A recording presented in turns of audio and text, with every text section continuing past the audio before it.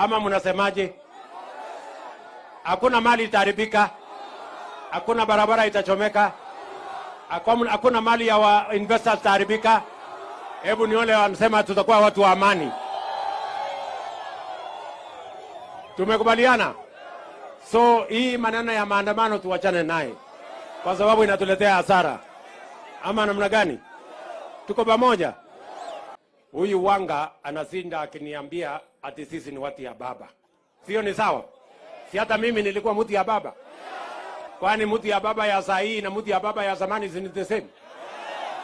Ama namna gani? Na mimi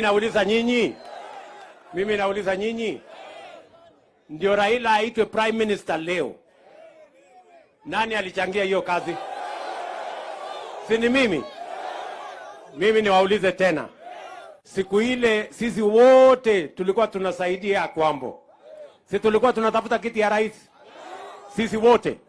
Sasa mimi nauliza nyinyi, kwa hii uchaguzi ilikuwa imepita, watu wa kushindana kwa hiyo kiti walikuwa wangapi? Si ni mimi na Kwambo? Tulipata hatukupata? Sasa shida iko wapi?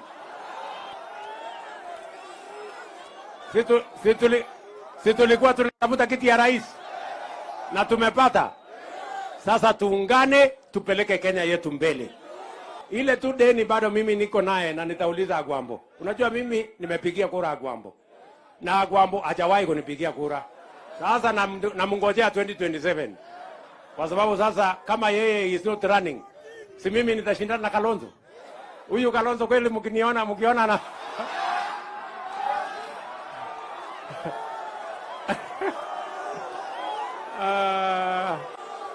sijui kama tunaelewana. Tuko pamoja? So ndugu zangu watu wa Magunga, mimi nimefurahi sana kufika hapa nyumbani, si ndio? Na mimi sikizeni, mimi nitatembelea nyinyi mpaka munizoee.